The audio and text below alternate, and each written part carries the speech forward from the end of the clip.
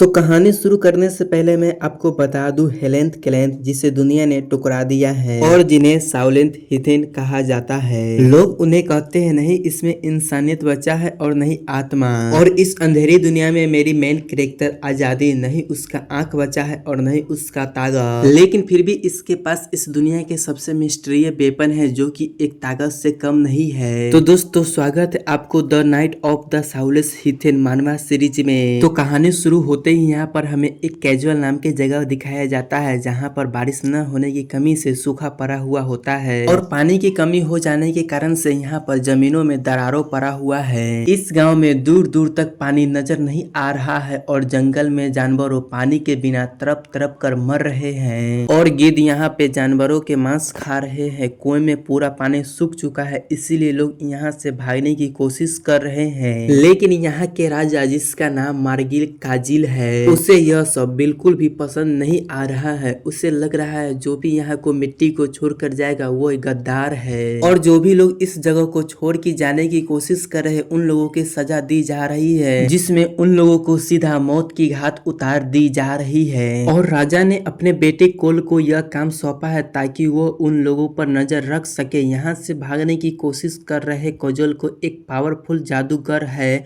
जिसके बॉडी में device king का ब्लड बहता है और यह एक पावरफुल प्रिंस है।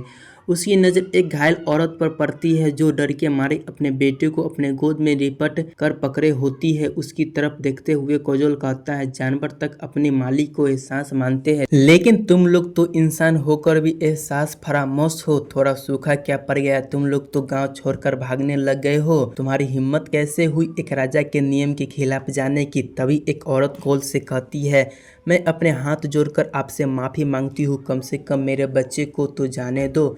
फिर हम देखते हैं कि एक सोल्जर एक माँ को अपने बच्चे के सामने हुई उसे जान से मार देता है। तब अपनी माँ की ऐसी हालत देखकर बच्चे बहुत डर जाता है, पर वह काफ़ी छोटा होता है तो वह कुछ कर नहीं पाता है। लेकिन तब काजुल सोल्जर से कहता है आखिरकार तुम इतने बेरहम कैसे हो सकते हो। यह सुनकर सोल्जर कहता है मुझे माफ कर दो राजकुमार, मैंने काफी इजाजत के बगैर इसे मार डाला है। तभी कजोल कहता है यार यह लोग बहुत ही बोरिंग है, इनका रोना धोना भी मजेदार नहीं है। तभी उसकी नजर उन सभी गांव वालों पर पड़ती है जिन्हें बांधकर पेड़ से लटका दिया जाता है, क्योंकि वह सभी लोग यहाँ छोड़कर जगह को भागने की कोशिश कर रहे होते हैं। वो लोग एक लड़की की तरफ देखते हैं जो कि वह हस्बैंड को पकड़ी हुई होती है ताकि वह अपने जान न गवा बैठे। यह देखकर यंग मास्टर कहता है पेरेंट्स अपने बच्चे को ख्याल रखते हैं जबकि वाइफ अपने हस्बैंड को ख्याल करती है। तभी उसके पीछे से एक सोल्जर एक घायल आदमी को देखकर आवाज मारता हुआ कहता है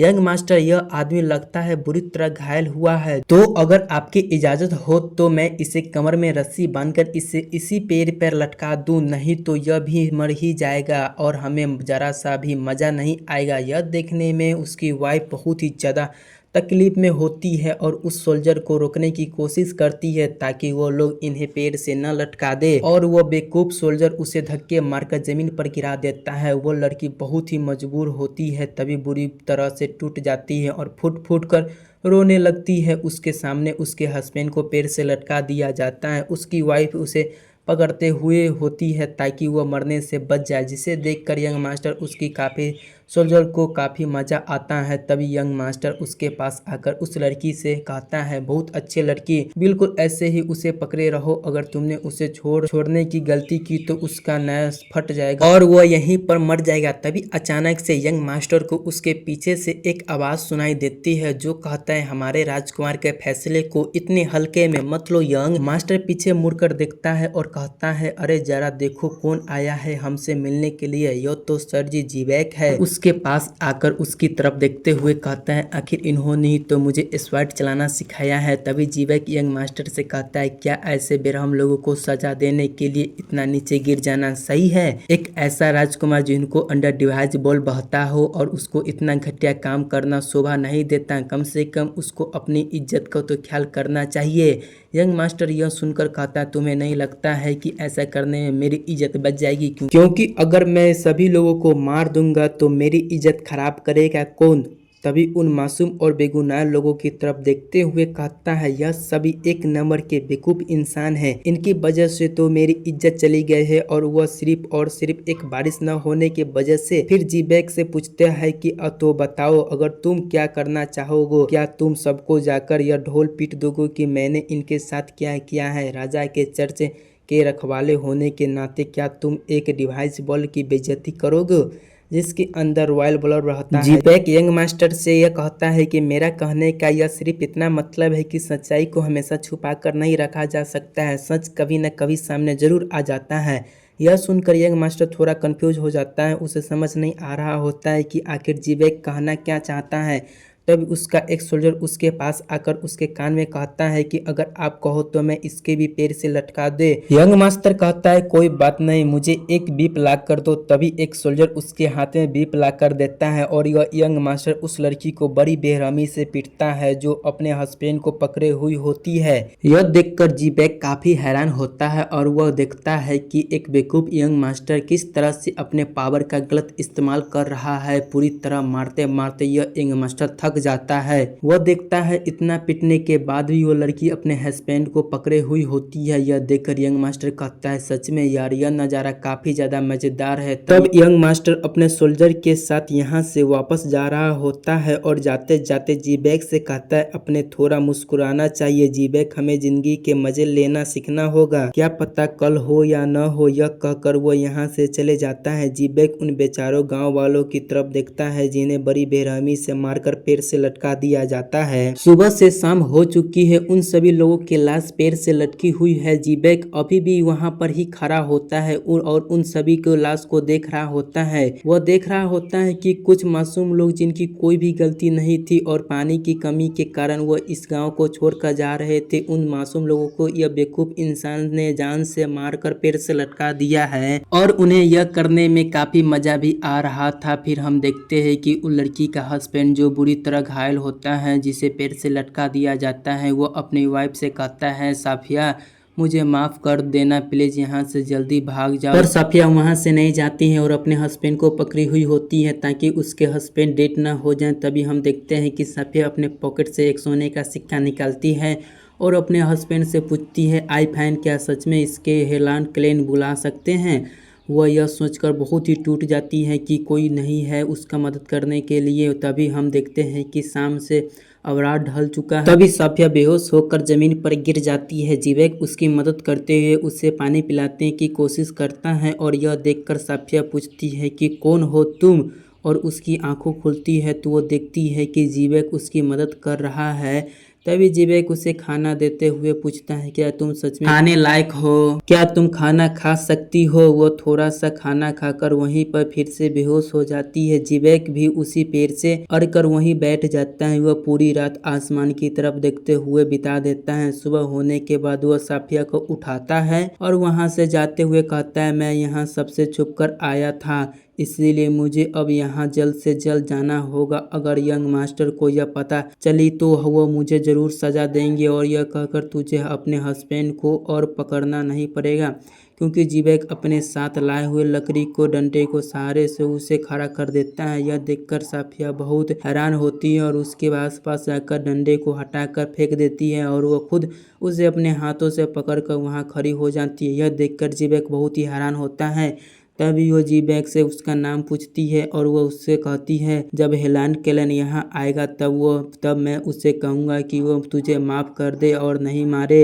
यह सुनकर जीबैक कहता है द हेलान केलन, तुम्हारा मतलब यह हेलान केलन जिसे सोलसेल कहते हैं जो एक दूत होते हैं। यह सुनकर साफिया अपने सर को झुका लेती है जिससे यह पता चलता है कि उसने ही हेलेन केलन से मदद मांगी थी। तभी जीबैक कहता है मुझे नहीं पता है कि वह सच में होते भी है या फिर एक झूठी कहानी है, लेकिन अगर यह सच भी है तो कोजेल के पास उसके 20 पावरफुल सोल्जर है और उसके साथ मैं भी उसी के साथ हूँ। और यह यंग मास्टर एक ब्लू ब्लर है जो अपर लेयर क्लास राजकुमार है। फिर वह साफिया से कहता है उम्मीद उम्मीद है कि तुझे यह पता होगा कि बल्ब के वारिस के कितने खतरनाक होते हैं। यह सुनकर साफिया कहती है भले ही वह कितने पावरफुल जादूगर हो, पर हेलेन केलेन भी एक सभी को मार देगी, क्योंकि यह सभी एक जादूगर ही है जो बहुत ही पावरफुल और तबाही के लिए मशहूर है। उन्हें हेलेन केलेन इसीलिए कहा जाता है क्योंकि उन्होंने पहले से भी ऐसे डिवाइस बल्ब जैसे राजाओं को मौत के घाट उतारते थे।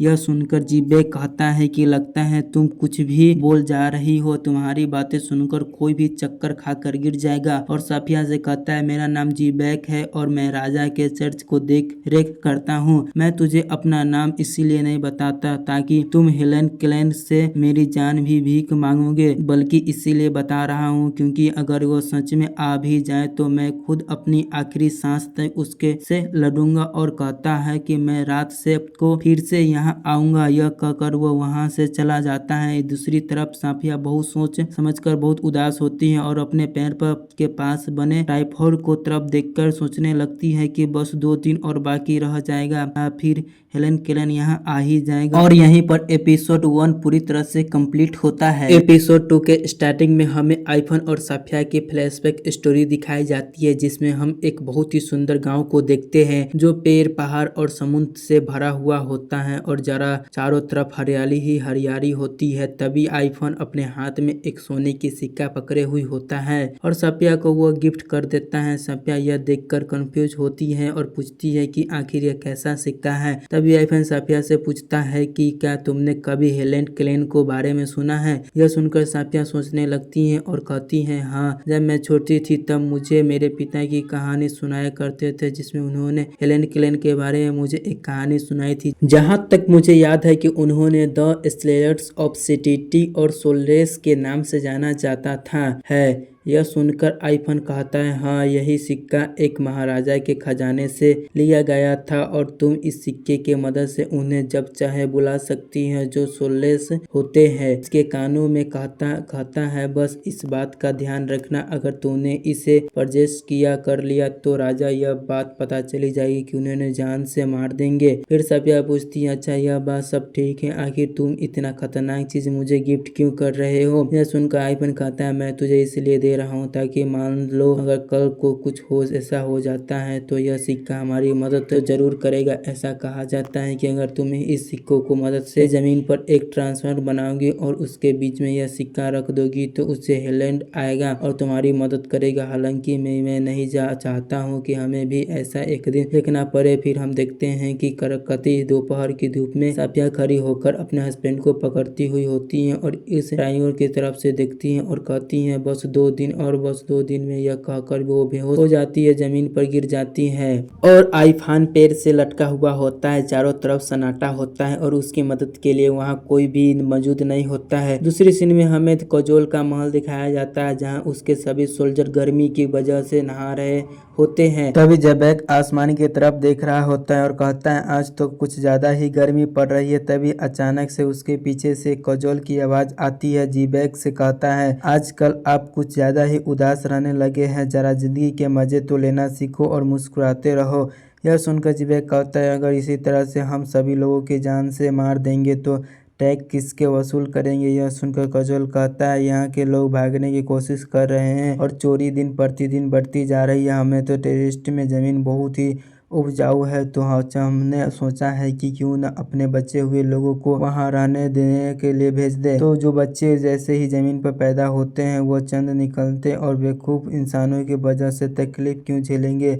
मैं उन लोगों की बात कर रहा हूँ जिन्होंने आप खेती बाड़ी बर्बाद कर दिया है और अब वो यहाँ से भागने की कोशिश कर रहे हैं। यह सुनकर जीबैक काफी गुस्सा हो जाता है और वो चुपचाप शांत होकर को यह सुन रहा होता है। तभी कजोल कहता है यह सूखा इसीलिए पड़ रहा है क्योंकि लोग राजा के प्रति वफादार नहीं है। क्या यह बात कानून में नहीं लिखी है। यह बहुत ही मतलबी इंसान होते हैं, मेहनत करने की जमीन पर उपजाऊ रखा और किसी से बर्बाद कर दिया। इसीलिए जिन्होंने जमीन बर्बाद की उन्हें सजा मिलनी चाहिए और उन्होंने उसे उपजाऊ बनाया उन्हें जमीन की टुकड़ा मिलना चाहिए क्योंकि वह डीड्स करते हैं और मैं यह सब सिर्फ और सिर्फ लोगों के बचाने के लिए कर रहा हूँ। फिर जेबक को धमकाते हुए कहता है अगर तुम मेरे खिलाफ खड़ा होना चाहते हो तो अपनी पूरी जोर लगा दो। यह कहकर कजोल वहां से चला जाता है। दूसरी सीन में हम देखते हैं कि शाम ढल चुकी है और तेज हवाएं चल रही है। इस पूरी गांव में की तरफ पुराना खंडर बन चुका है। कुएं पूरी तरह सूख चुके हैं। हर तरफ पानी की कमी महसूस हो रहा है। सूखापन बढ़ते जा रहा है। उसी कुएं के पास बेहोश पड़ा एक शख्स पानी की कमी से मरने की हालत में है। शाम ढल चुकी है और जीबेक आपस से जगह पर आता है जहाँ साफी के हस्बैंड और आईफन को इंजन हालात में पड़े पेड़ पर लटका दिया गया था। जब वह यहाँ पहुँचता है तो वह देखकर काफी उदास होता है कि साफिया और जमीन पर पड़कर बेहोश हो चुकी है। आईफन की डेड बॉडी अभी भी पेड़ से लटका हुआ होता है। तभी जेबक उस पेड़ के पास आकर उसकी तरफ देखते हुआ सोचने लगता है कि आखिर में वही हुआ जिसका डर था। दोनों मर चुके हैं और अब सब अगर हेलैंड यहाँ आता भी है तो उसके आने का क्या फायदा। अब कैसे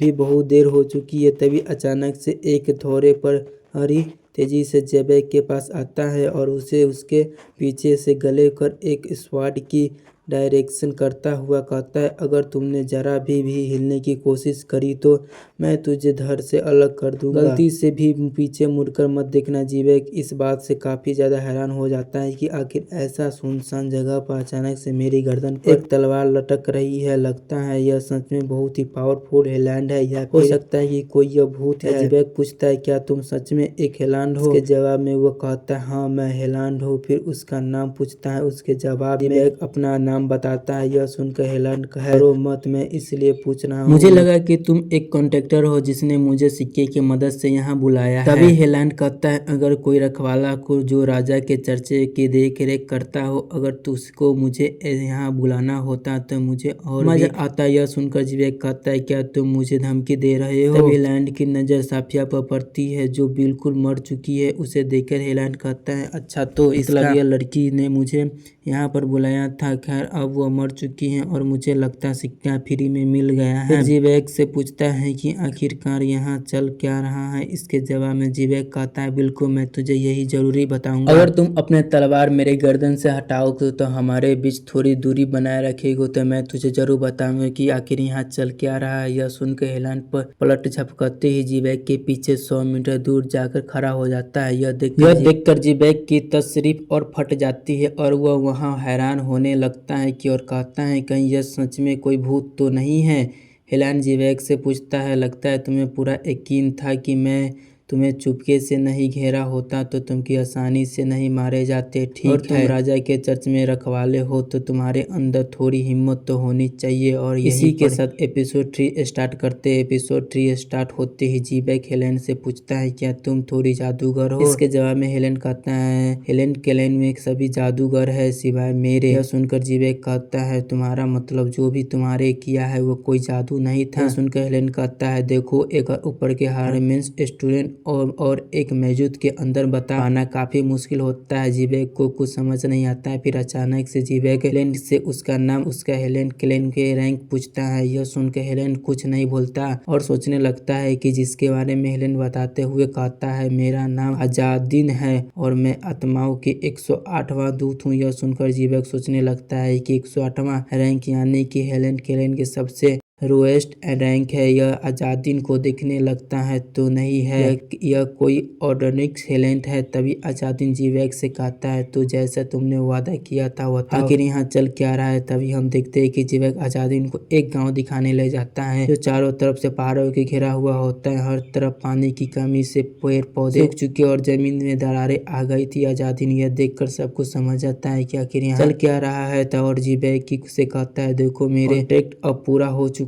अजादीन यह कहते हुए वहां से जा रहा होता है। तभी आसमान से उड़ता हुआ और उसके कंधे पर आकर बैठता है और अजादीन से कहता है, कॉन्ट्रैक्ट के मुताबिक यहाँ आ रहे तो पर जिसने हमें बुलाया था वो अब मर चुका है। इसका मतलब यह हेलेन केलेन फ्री में मिल गया है। अलाउन की आवाज सुनकर जीबेक की तशरीफ और फट जाती है और वह सोचने लगता है कि यह क्या एक उल्लू जो बोल सकता है। तभी वो अजादीन से कहता है, मुझे लगता है हमारा मिशन अब कंप्लीट हो चुका है और हमें बिना किसी देरी से हमें यहाँ किसी दूसरी मिशन पर चलना चाहिए। अजादीन वहाँ से जा रहा होता है। तभी अजादीन जीबेक से कहता है, रुको, उसने तुम्हें वो यहाँ पर बुलाया था, अगर वो मर जाता है तो क्या तुम रिकॉर्ड लेकर सीधा यहाँ से चले जाते हो? इसके जवाब में अजादीन कहता है, अगर तुम चाहते हो जिस काम के लिए मुझे यहाँ पर बुलाया गया था वो मैं पूरा करूँ तो तुम्हारा यंग मास्टर को बहुत तकलीफ होगी, सोच लो। यह सुनकर जीबेक कहता है, ऐसा बिल्कुल भी नहीं होगा क्योंकि मैं तुमसे लड़ूंगा और तुम्हें हराऊंगा। यह सुनकर अजादीन कहता है, अच्छा तो तू मुझे तलवार से मारना चाहते हो तो मैं कभी नहीं उठा,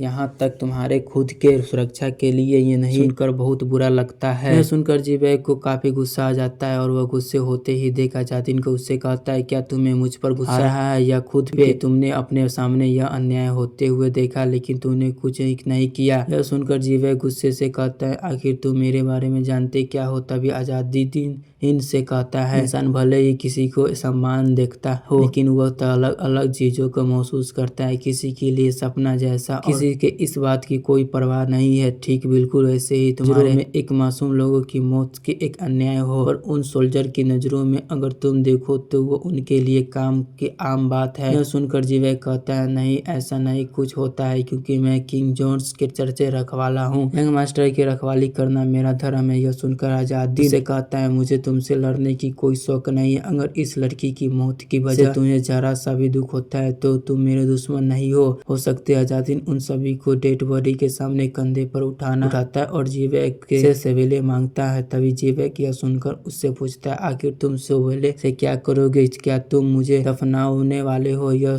इससे के जवाब में अजादुद्दीन कहता है, मैं इन दोनों को लिए कंफ्यूज अटैक करने वाला हूँ। दोनों मिलकर साफिया और इरफान के लिए उसी पेड़ से नीचे 2 कब्र बनाते हैं ताकि उन दोनों को लाशों को वहां दफनाया जाए। दोनों दफनाकर वहां से फ्यूनरल अटेंड करते हैं। जीवैग अजादुद्दीन से पूछता है कि आखिर तुम्हें बचाने दल में क्या क्या चीजों पसंद आता है? यह सुनकर अजादुद्दीन कहता है, मुझे लगता है तुम्हारे पीछे कुछ लोग यहाँ आ रहे हैं जिसके तुम रखवाली करते हो। जीवैग हैरान हो जाता है और पीछे मुड़कर देखता है तो कजोल अपने 20 पावरफुल सोल्जर के साथ यहाँ आ रहा होता है। यहाँ पहुँचते ही कजोल जीवैग से कहता है, मुझे लगता है शायद यह लड़की तुझे कुछ ज्यादा ही पसंद आ गई थी, पहले बता देते यार उसे हम जान से नहीं मरने देते। जीवैग इस बात से काफी डर जाता है कि कजोल को आखिरकार इस बात को पता चल ही गया कि मैंने उस लड़की की मदद करी थी। फिर कजोल की तरफ देखते हुआ सोचता है, इसके साथ तो 20 बहुत ही पावरफुल सोल्जर है जिसके मैं चाहकर भी कुछ जीत सकता हूँ, कुछ नहीं जीत सकता हूँ। सब सोल्जर अजादुद्दीन की तरफ से देखता हुआ पूछता है, और खैर यह बेवकूफ इंसान कौन है? इतना सुनते ही अजादुद्दीन अपने तीर से उसके एक सोल्जर की आंखों में घायल कर देता है। वो सोल्जर बुरी तरह घायल हो जाता है और डर से चिल्ला रहा होता है। दर्द भरी आंखों से खून निकल रहा होता है और वो जमीन पर घायल पड़ा चिल्ला रहा होता है। उसे घायल देखकर बाकी के सभी सोल्जर की तसल्ली पड़ जाती है। दूसरी तरफ जीवैग सोचता है कि आखिर ऐसा कैसे हो सकता है कि अजादुद्दीन इतना दूर खड़े होने के बाद भी उसके सोल्जर की सीधे आंखों पर निशाना लगा सकता है। दूसरी तरफ अजादुद्दीन अपने ऐसे की मदद के दूसरे सोल्जर पर अटैक करता है और वो सोल्जर उड़ता तीर से रोकने के लिए अपना शील्ड आगे बढ़ाता है और बचने की कोशिश करता है। अजादुद्दीन का एरो बहुत ही पावरफुल होता है और वह शील्ड को चीरता हुआ सीधा सोल्जर के पेट पर लगती है और वह घायल होकर जमीन पर गिर जाता है। घायल पड़ा देखकर बाकी के सोल्जर बहुत डर जाते हैं। दूसरी तरफ जीवैग यह देखकर काफी हैरान होता है। तभी अजादुद्दीन जीवैग से कहता है, अच्छा तो तुमने पूछा था कि मुझे बचाने के दल की क्या चीजें पसंद आती है? मुझे वो आइडिया बहुत ही पसंद आता है जिसे किसी इंसानों की कीमत का पता चलता है, इंसान ने खुद मेहनत से हासिल किया हो, न कि पैदा होते ही उसे मिली हो। वैसे ही जैसे कि कोई पैदा नहीं डिवाइस के बल लेकर हुआ है, अपने खुद के लोगों को जान मरवा देता हो। यह कहते हुए वो अपने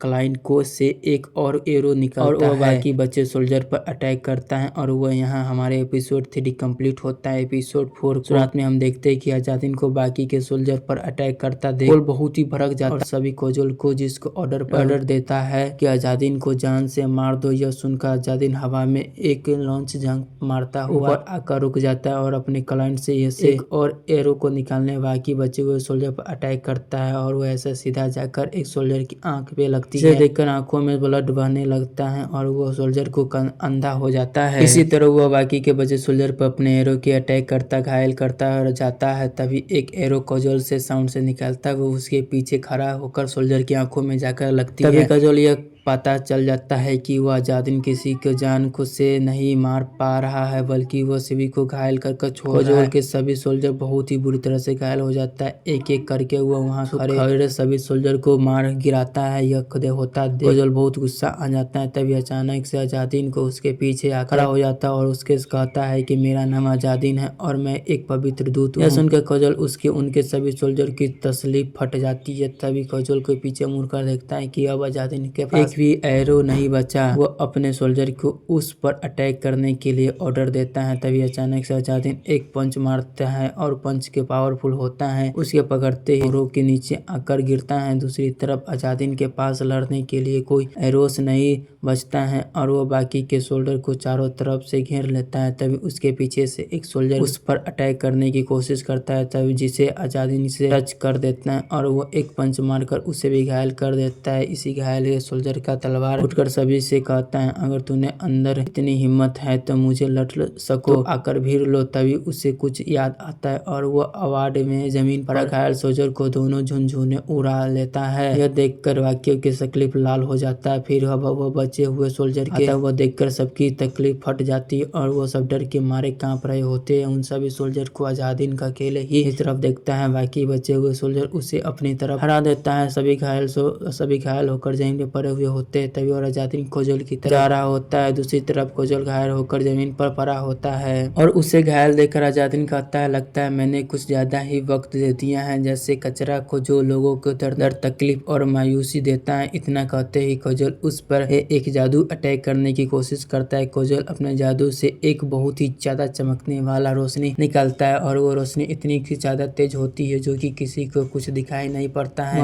वहाँ घायल पड़े सभी लोगों के अंधे हो जाते हैं। कोजोल लगता है उसके अजादिन को भी अंधा कर दिया है, पर अजादिन सब कुछ देख रहा होता है। इसके बाद कोजोल अजादिन से कहता है, क्या तुमने देखा, यह मेरा जादू है, यह इतना पावरफुल है कि तुम्हें कुछ दिखाई नहीं देगा। इसलिए मैं अजादिन अपने एल्बर्ट वे कोजोल को गले पर अटैक कर देता है और उससे कोजोल की बुरी तरह घायल हो जाता है और वो दर्द के मारे बुरी तरह चीख रहा होता है और वो कोजोल के बहुत ही गुस्सा आता है, पर वो मौजूद होता है जमीन पर घुटने पर बल बैठा होता है क्योंकि वो इतना घायल हो कि वो सिर्फ दर्द को झेल सकता है, पर वो कुछ नहीं कर सकता है। तभी बहन से कहता, आखिर वो तुमने मेरे साथ क्या किया। यह सुनकर अजादिन कहता है, क्या तुझे यह देखकर हैरानी हो रही है न कि आखिर तुझे पता तो भी नहीं चल रहा है कि मैंने तेरे साथ क्या किया। यह तब अजादिन उसको बाल पकड़ता और उससे देखकर कोजोल की और फट जाती है और कोजोल कहता है, आखिर तूने क्या किया। अगर तूने पैसे चाहिए और चाहिए मैंने तुझे सब कुछ दूंगा, क्योंकि मुझे तकस होली फैमिली का एक इकलौता वारिस हूँ। ऐसे जवाब में अजादिन कहता है, क्या सच में, पर हर माफ करना, तुम्हारे कर्मों की सजा तुझे जरूर मिलेगा। तभी उसके नजर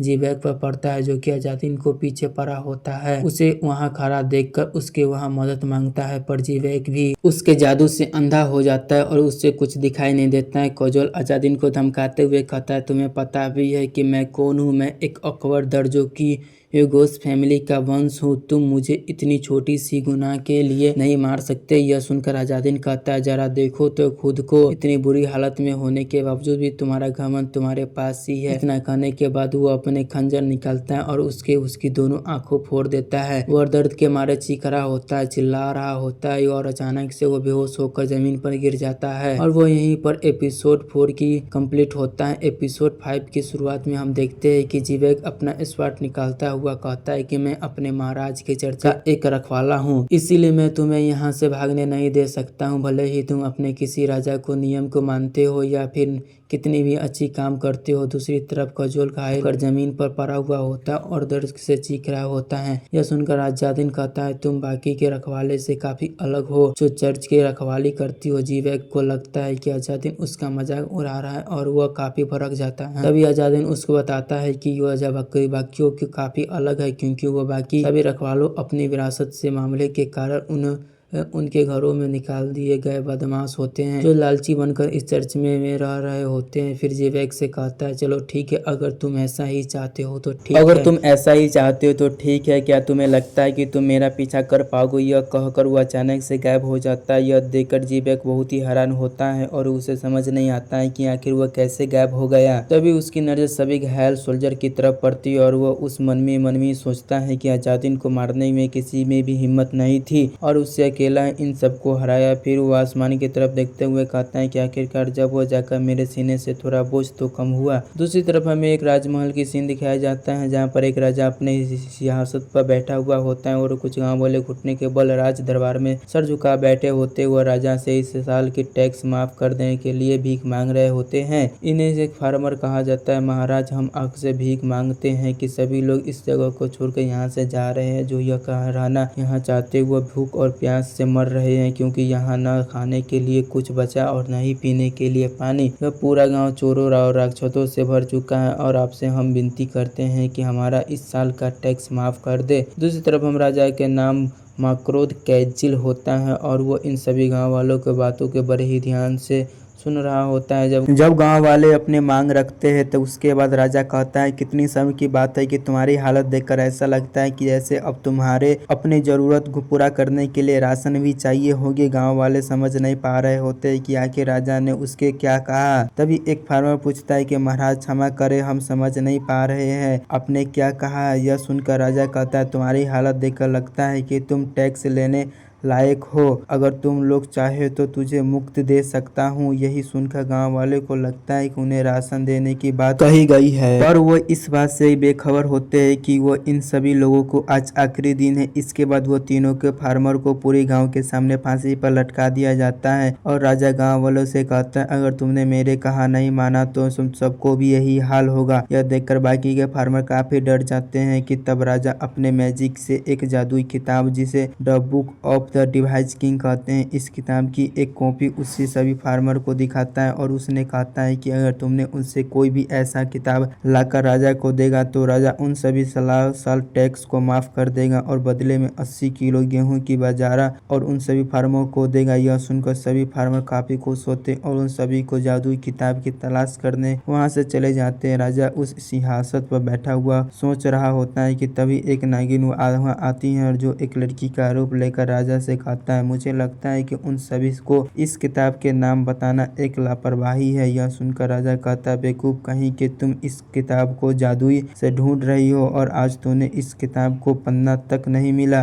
वैसे भी यह खबर पूरे राज्य में फैल जाएगी और हम बहुत ही लकी होंगे कि अगर हमें इस किताब का एक पेज मिल जाता है। और फिर इस राजा लड़की से कहता है, तो बताओ आज तुम क्या खबर लाई हो। इससे जवाब में वह नागिन कहती है, मुझे यह कहने के बहुत बुरा अफसोस हो रहा है कि आपका बेटा कजोल किसी युद्ध में बुरी तरह हार चुका है। यह सुनकर राजा कहता है, ऐसा नहीं हो सकता है। कजोल के पास दुनिया के सबसे पावरफुल सोल्जर है और साथ में उसके सर जी बैंकर भी है। तभी वह नागिन बताती है कि उसका दुश्मन कोई और नहीं हेलेन क्लेन से था, जिससे अकेले ही उन सभी को हराया। यह सुनकर राजा की तसरफी फट जाती है और वह कहता है कि मुझे पता ही था कि वो क्यों यहाँ आए थे। आखिरकार उन्होंने भी इसी किताब की तलाश जो खुद को इस कर्ज से आजाद कर पाए। फिर वो पूछता है कि कजोल पर मर चुका है या जिंदा है। इसके जवाब में नागिन कहती है कि उसने सुना है कि कजोल की दोनों आंखों जा चुकी है और उसके डिप्रोज ऑर्गन्स भी डैमेज कर दिए गए हैं। और नागिन से कहता है कि वो वहां भी सोल्जर को भेजे, उन हेलेन क्लेन को जान से मार दे और सभी को खत्म कर दे। दूसरी तरफ इस कहानी को दोपहर रेगिस्तान को बीचों बीच, जहाँ दूर दूर तक पानी नहीं है और नहीं पेड़ पौधे है, कुछ नजर नहीं आ रहा है। आजादीन और आउल पानी की तलाश में यहाँ भटक रहे होते हैं।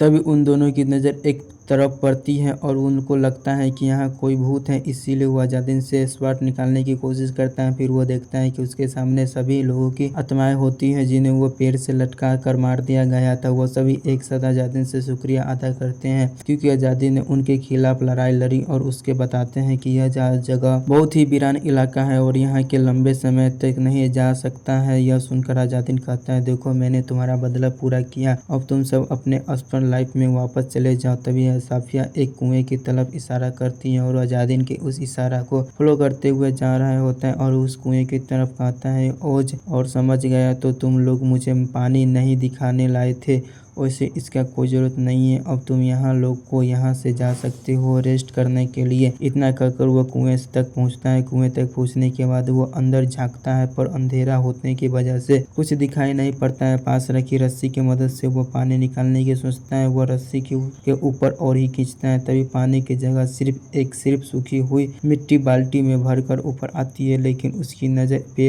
पेज पर पड़ता है ऐसी किताब की पन्ना जो उसी बाल्टी के ऊपर रखा हुआ होता है और वह उसी भी बाल्टी के साथ कुएं से बाहर आता है और वो यहीं पर एपिसोड 5 की खत्म हो जाता है। एपिसोड 6 में हमें एक हेलेन क्लेन के बारे में बताया जाता है। हेलेन क्लेन पहले अरागासा के नाम से जाना जाता था और ऐसा माना जाता है कि अरागासा हजारों साल से समुद्री रास्ते से होते हुए बाइब्रिस कॉन्टिनेंट पर आए थे, क्योंकि उनका जहाज पूरी तरह समुद्र में आए तूफान से चलते डूब चुका था और वो सबसे मरते मरते बचे थे। बाइब्रिस कॉन्टिनेंट 8वां हिस्सा में बटा हुआ था, जिन पर आएगा फैमिली के 8 राजा अपने अपने राजाओं को संभालते किया तभी अचानक से उन सभी के बीच एक भयानक युद्ध छिड़ जाता है, जिसकी आगस फैमिली की 7 राजाओं की बुरी तरह मौत हो जाता है और उन सभी राजाओं के राजगद्दी यासलेस फैमिली के राजा ने अपने कब्जे में कर लिया होता है। किंग यासलेस चाहते थे उनके अलावा इस धरती पर कोई और किंग नहीं बन सकता, क्योंकि दूसरी तरफ दूसरी अरागासा को यहाँ से रहने के लिए थोड़ी और जमीन की जरूरत थी।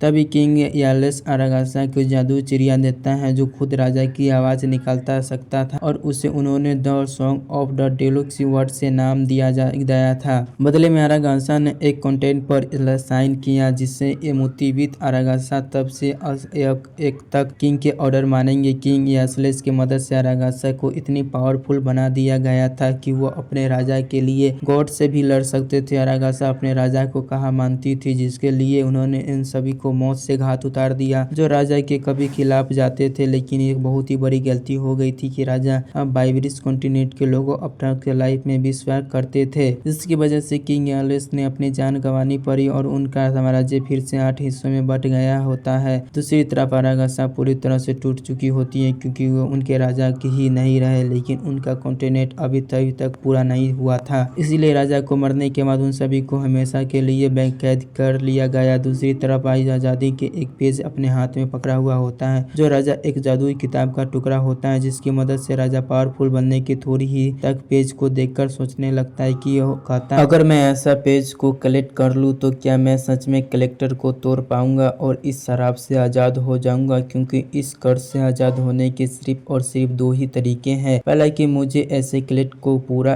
करके 1 लाख सोने के इकट्ठा सिक्का करना पड़ेगा और दूसरी यह है कि मुझे इस किताब को ढूंढनी पड़ेगी, तभी मैं खुद को शराब से आजाद कर पाऊंगा। और तभी वो सोचने लगता है कि अगर आखिरकार वो बाकी के 5 पेज कहाँ ढूंढेगा, क्योंकि इस पर धरती पर हर जगह फैला हुआ होते हैं। फिर वो बताता है कि उसके पिता की वजह से इस किताब को फाड़ कर इसके पन्ने को इसी धरती के अलग अलग जगहों पर छुपा दिया गया था। वह कहता है कि इस रेगिस्तान में प्यासा भटक रहा होता है और तभी उसकी नजर एक लड़की पर पड़ती है और वो पहचानने की कोशिश करती है और कहती है तो यह बेवकूफ इंसान है, इसी धोखेबाज का बेटा जिसने हेलेन केलन को धोखा दिया था। यह देखने में तो 1 नंबर का बेवकूफ इंसान लगता है। फिर उसके दिमाग में एक फुद्दी आइडिया आता है और वो उसे अपने कामन के तीर निकालकर उस पर अटैक करती है, पर वो तीर उड़ता हुआ सीधा अजादिन की तरफ बढ़ता है। दूसरी तरफ वह लड़की तीर चलाकर पत्थर के पीछे छुप जाती है। फिर उसे लगता है कि शायद वो मर चुका होगा, इसीलिए वो इस पत्थर से झांकती है और अचानक से एक छोटा सा पत्थर उसके माथे पर आकर लगती है और वो उसके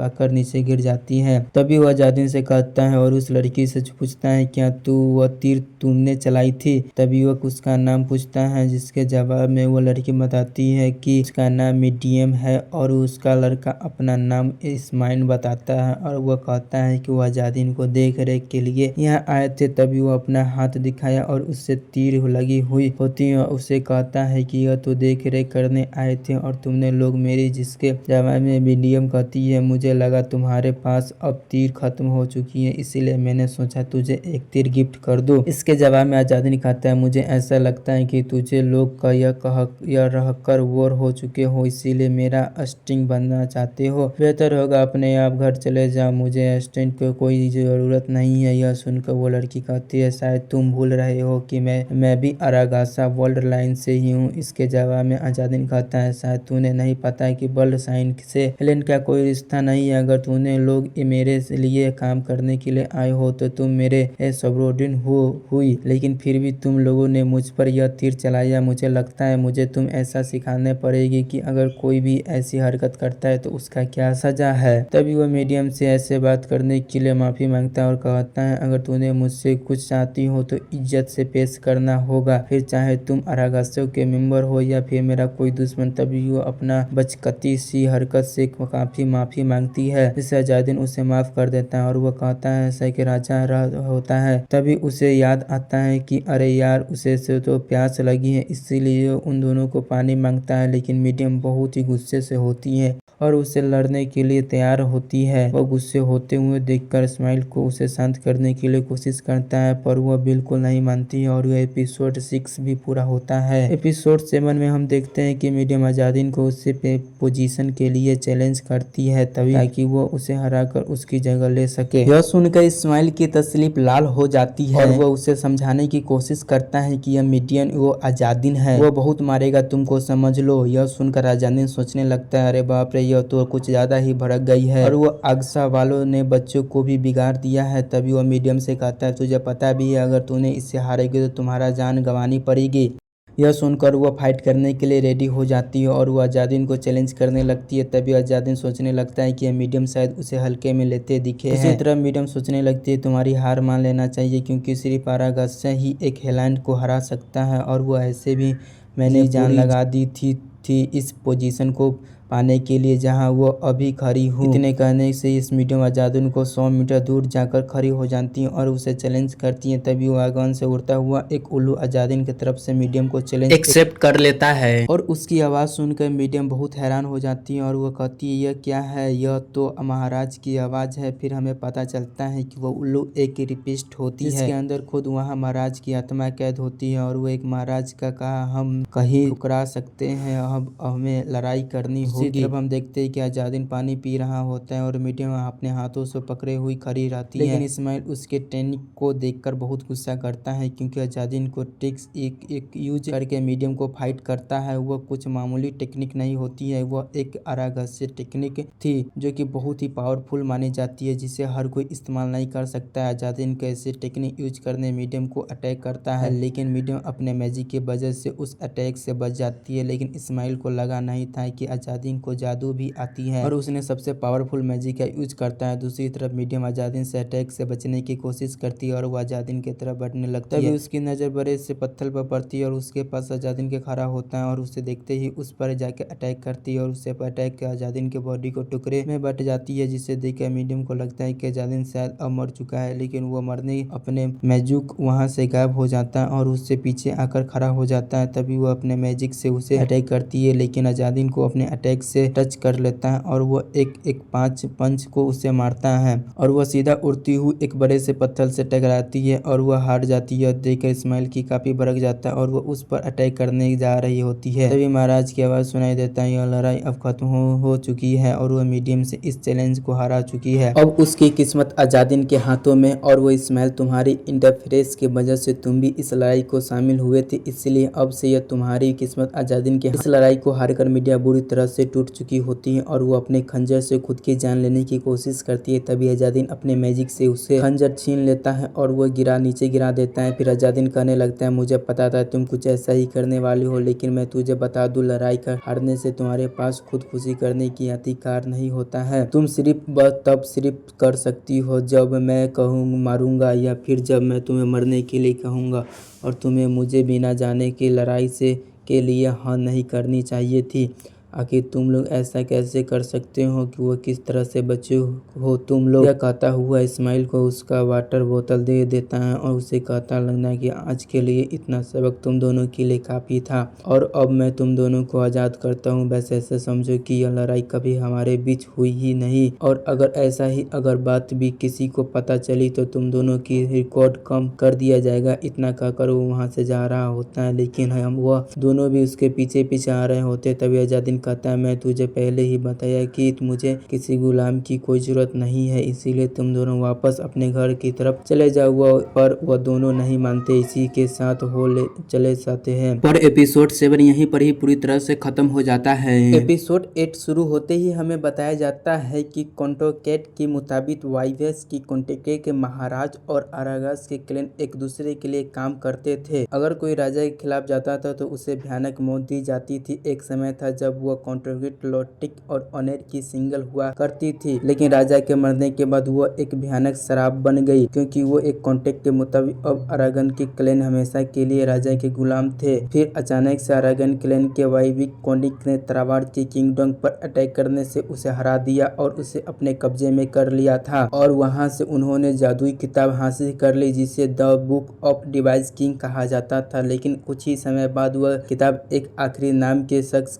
ने चोरी कर ली और वहां से फरार हो गया और कुछ ही समय बाद वह पकड़ा कर कैद भी कर लिया गया था। तभी एक राजा वहां आते और वो उसके उस किताब के बारे में पूछते हुए कहते है कि धोखेबाज कहीं कि हमें बताया कि तुमने वह किताब कहाँ छुपा रखा है, वरना तुम उस कॉन्ट्रैक्ट के शराब से मर जाओगे। अगर तुम इतनी भयानक मौत से नहीं मरना चाहते हो तो किताब मुझे लाकर दे दो। वो लोग आकर रोज रोज आकर उसे धमकियां देते, पर वह कभी भी अपना मुंह नहीं खोलता। और वो एक वक्त आ गया जब वो लोग उसे मुझता ही बंद कर दिया। आकर उसने किताब के सभी पन्नों को फाड़कर एक पहाड़ के नीचे फेंक दिया था। इसलिए आखिरी पहला इंसान बना जो एक कॉन्ट्रैक्ट के शराब से मरा। इसी कर्ज की वजह से उन्होंने 2 बच्चों की जन्म दिया और उसका नाम आजादीन और इससे और अराइल रखा था, जिनकी अराइल की हेलेन क्लेन के सबसे इंटेंस मेंबर बनी। और दूसरी तरफ आजादीन को लोग बेवकूफ मानते लगे। तभी वो दोनों भी उसके पीछे पीछे आने लगते हैं, क्योंकि वो दोनों भी वहीं जा रहे होते हैं। फिर हम देखते हैं कि वो 2 लोग एक पेड़ के नीचे बैठकर आराम कर रहे होते हैं और सुबह हो चुकी होती है। आराम करने के बाद वो दोनों वहां से सलजना की ओर रवाना होते हैं। तभी हम मीडियम की नजर एक झरने पर पड़ती है और वो दोनों उस झरने से पानी भरने लगते। तभी उसके पीछे कुछ आवाज सुनाई देती है और वह पीछे मुड़कर देखते हैं तो वहाँ कुछ लोग खड़े होकर कह रहे होते हैं कि आखिर तुम्हें इस झरने में पानी भरने की अधिकार किसने दिया। इसके जवाब में आजादीन कहता है, मुझे तुमसे लड़ने की कोई शौक नहीं है, इसीलिए तुम मुझे बता दो अगर तुमको बदले में कुछ चाहिए हो। तो यह सुनकर वह कहता है कि मुझे बदले में कुछ नहीं चाहिए। तभी आजादीन कहता है, तुझे लगता है कि तुझे कॉन्फ्रेंस कर लेना चाहिए। यह सुनकर शख्स कहता है, तुझे क्या लगता है कि मैं कॉन्फ्रेंस करूंगा। और दूसरा बंदा कहता है, उसे तुमने मास्क क्यों पहना है, क्या तुम कोई जोकर बोकर हो। उसके तुरंत बाद यह शख्स ऑर्डर देता है कि इस लड़की को कैद कर लो और वह दोनों को जान से मार दो। थोड़ी देर बाद वह सभी आजादीन की अपनी जान से भीख मांग रहे होते ताकि आजादीन उन्हें जिंदा छोड़ दे। और वह कहते हैं कि हम सभी आम इंसान हैं जिन्होंने मार्गिन काजल के लिए किताब ढूंढने के लिए यहाँ आए थे। उन्हें किसी जादुई किताब की तलाश है। आखिर आप भी बता दो, हम तो किताब कैसे ढूंढ पाएंगे जिसे हमने आज तक कभी देखा ही नहीं है। सुनकर मीडियम लगता है कि यह लोग बहाना बना रहे और वो एकता की एक कोई चोर हो जो हमसे बचने की कोशिश कर रहे, इसलिए वो अपना स्वाट निकालकर उन सबको मारने के लिए तैयार हो जाती है। पर उसे आजादीन की वहाँ पर रोक दे लेता है। तब इस्माइल कहता है कि अगर इन्हें जिंदा रखेगा तो यह हमारे बारे में किसी को पक्का बता देगा, इसीलिए इन्हें मार देना ही अच्छा होगा। जिसके बारे में आजादीन कहता है, अपने फायदे के लिए किसी को जान से मरना अच्छा नहीं होता है, क्योंकि वो हर कोई सेकंड जांच डिर्व करता है। यह सुनकर वो लोग खुश हो जाते हैं और उन्हें लगा था कि आजादीन उन्हें जान से नहीं मारेगा और जाने देगा। लेकिन उन्हें इस बात को घंटा पता नहीं होता है कि आजादीन ने झुनझुनी से कितना लगाव था, इसीलिए वह किसी के जाने से पहले वो उन सभी लोगों को प्राइवेट पार्ट से डैमेज कर देता था ताकि वो आगे चलकर ऐसी दोबारा गलती न कर बैठे। दूसरी तरफ ये लोग बुरी तरह से जख्मी होते हैं और वहां जा रहे होते हैं। तभी अचानक से एक मनोज इन लोगों पर अटैक कर देता है तो वो बुरी तरह से मारता है और इनके बॉडी पर अपने साथ रखे लेता है और करके वहां से खड़े सभी लोगों के अपने साथ अपने बॉक्स में रख लेता है ताकि वो आगे चलकर उन्हें खा सके। जैसे ही वह मॉन्स्टर उस एंगल से बाहर निकलता है वैसे उसकी नजर एक छोटे से गांव पर पड़ती है जो चारों तरफ से एक किले से ढका हुआ होता है और यही एपिसोड 8 की पूरी होता है। एपिसोड 9 के स्टार्टिंग में हम देखते हैं कि वो लोग एक करकटी धूप में रेगिस्तान से होते हुए सुलझना की तरफ जा रहे होते। तभी मीडिया कहती है, मुझे लगा था कि तुम इन्हें चांद से मार दोगे और फिर हम तुमसे सबको जाने देंगे। वैसे तुमने कुछ गलत नहीं किया क्योंकि मैंने उन्हें मारने के लिए अपनी तलवार तक निकाल ली थी। जिसके जवाब में आजादीन कहता है, बिना किसी को अच्छे से जाने उसके बारे में ऐसा सोचना गलत होता है, क्योंकि तुम्हें नहीं पता कि बिना आंख के जीना कितना मुश्किल होता है। जहाँ तक मुझे लगता है कि वो इस हालत में जिंदा छोड़ देने से उन्हें सही बनने का एक मौका जरूर मिलता है और वो खुद को बदलना पसंद करता है। उसके बाद वो कहने लगता है, हालांकि मुझे उन लोगों से बातें साथे रही है क्योंकि उन्हें कहा था कि इस जादुई किताबों से मार्गन काल भी ढूंढ रहा है। तभी इस्माइल कहता है, लेकिन इस किताब को क्यों ढूंढेगा जबकि वह इस लड़ाई में तो हार चुका है ना।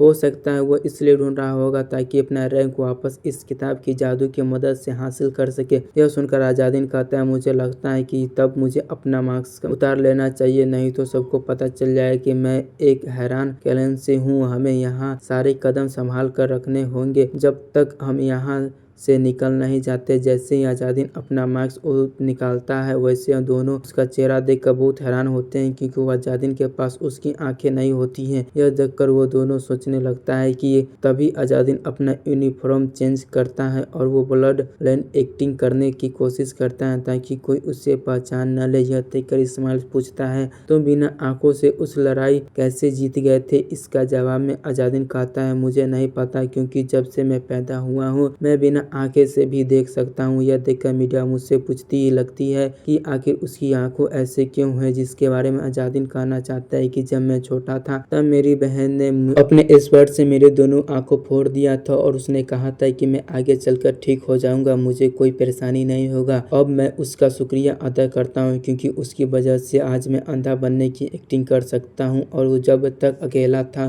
तब तक मुझे कोई परेशान नहीं हुई थी, लेकिन अब से तुम दोनों मेरे भी साथ हो तो मुझे संभलने कदम उठाने होंगे। इसके बाद फाइनली वो सब मारेंगे। काजल ने राज्य में पहुंचते ही जहां उन्हें एक किला दिखाई देता है, वो पास आकर देखते हैं कि किले के बाहर बहुत सारे लोग लाइन में खड़े होते और अंदर जाने की कोशिश कर रहे होते। सभी मीडिया बताती है कि वो दोनों यहाँ पहले ही आ चुके हैं, जिसके जवाब में अजादीन उनसे पूछता है, क्या पहले भी यहाँ की हाल ऐसे ही थी? फिर हम देखते हैं कि कुछ सोल्जर किले के अंदर जा रहे लोगों को सामने से चुराने की कोशिश करते हैं। तभी वहाँ एक शख्स आता है और अजादीन से पूछने लगता है कि क्या वो अंधा है, जिसके जवाब में अजादीन कहता है, हाँ मैं अंधा नहीं देख सकता हूँ और यह दोनों अनाथ बच्चे मेरे ही साथ है। तभी वो यह शख्स से पूछता है कि आखिर यहाँ चल क्या रहा है, जिसके बारे में बताता है कि यह एक सफल फैल चुकी है।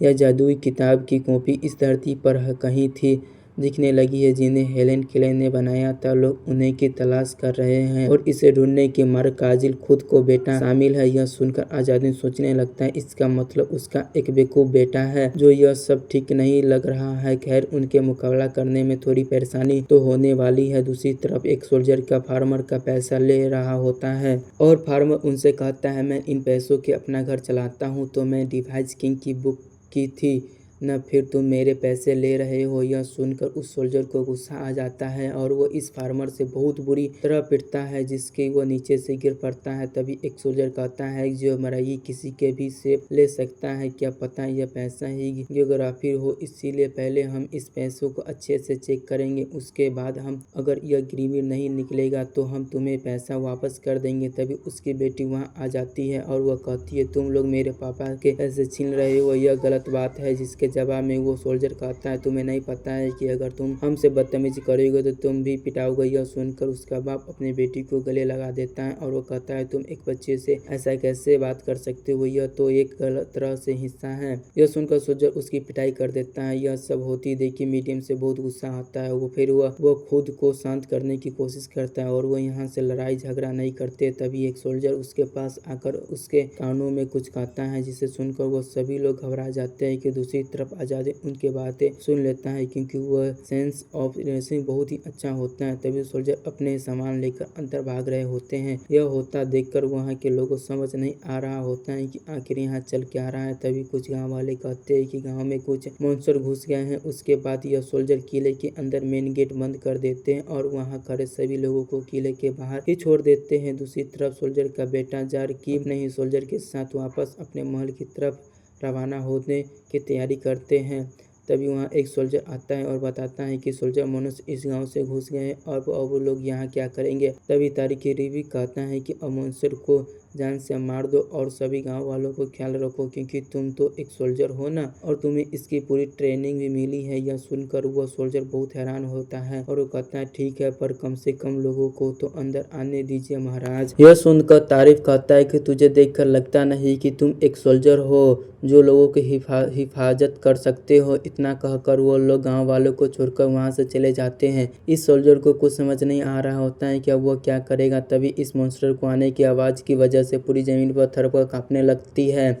दूसरी तरफ वो लोग इस बॉक्स को मॉन्स्टर की कैद करके बॉक्स में रखा हुआ था ताकि वो बाद में खा सके। वो लोग अंदर की अंदर सोचने लगते हैं कि आखिर यह यहाँ क्या चल रहा है और यह यहाँ कहाँ जाने की कोशिश कर रहे हैं। तभी वो उस बॉक्स में से झांकते हैं और देखते हैं कि कुछ सारे मॉन्स्टर में हमला कर दिया है इस गांव पर। तभी एक शख्स यह सब अपने आंखों से देख रहा होता है कि दूर से में से एक बहुत ही भयानक आग लगी है और वो लोग चिल्ला रहे हैं कि यह सुनकर वो बहुत ही हैरान होता है कि आखिर यहाँ चल क्या रहा है। दूसरी तरफ आजादीन अपनी टीम की यहाँ से गाँव में फंसे होते हैं। यह एपिसोड 10 भी पूरी तरह ये होता है खत्म। एपिसोड 10 में हम देखते हैं कि गांव के जगह पर छोड़कर कहीं दूर जाने की कोशिश करते, तभी उनमें से एक लेडी आकर इस्तेमाल के लटन में देती हुई कहती है, हमारे पास टिप्स और ढेर सिर्फ एक ही लटन बची है, उससे तुम अपनी बहन और अपने अंकल को ख्याल रख सकते हैं। उसे लटन देने के बाद हम सभी वहां से आगे बढ़ने लगते हैं, लेकिन आजादीन खड़ा होता है और वो उन दोनों से कहता है, मुझे जाने दीजिए,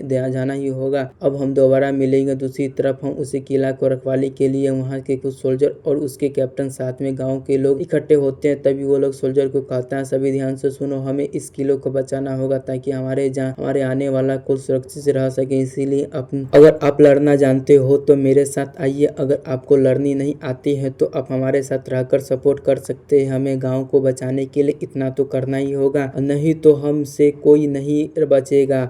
तभी अचानक से एक आजादीन आता है जो हाथ में एक डंडा लिए हुए खड़ा होता है। दूसरी तरफ किले के हर तरफ से बंद कर दिया जाता है ताकि न कोई अंदर आ सके और न कोई बाहर जा सके। यहाँ के सोल्जर अपने हथियार लेकर मॉन्स्टर को लड़ने के लिए तैयार होते हैं। तभी एक मॉन्स्टर को नजर उन सभी मॉन्स्टर पर पड़ती है। तभी देखकर वो बहुत डर जाते हैं क्योंकि वो बहुत सारे होते हैं। तभी वो मॉन्स्टर कहता है, उसका नाम गोल्डू है और वो इस बॉक्स की तरफ इशारा करता हुआ कहता है कि हमें वो बहुत सारे तलाश है ताकि हम उन्हें रास्ते में खा सके। तभी उसकी नजर किले की तरफ पड़ती है जिसे देखकर वो खुश हो जाता है और वो अपने पैर जमीन पर मारता हुआ ताकि वो किला टूट सके। तभी कैप्टन और सभी को ऑर्डर देते हैं कि उन मॉन्स्टर को लीडर और को मार दो। तभी इतने सुनते ही सभी उन पर अटैक कर शुरू कर देते हैं। पूरा आसमान तीर से हट जाता है और गोल्डू बुरी तरह घायल हो जाता है, लेकिन अग्रोज के बॉक्स में पीछे छिपा होता है और सभी के मेन गेट तोड़ने की ऑर्डर देता है। इतना सुनते ही आगे अग्रो किले के दरवाजे को तोड़ने के लिए तरफ बड़ी ही तेजी से बढ़ता है, लेकिन कैप्टन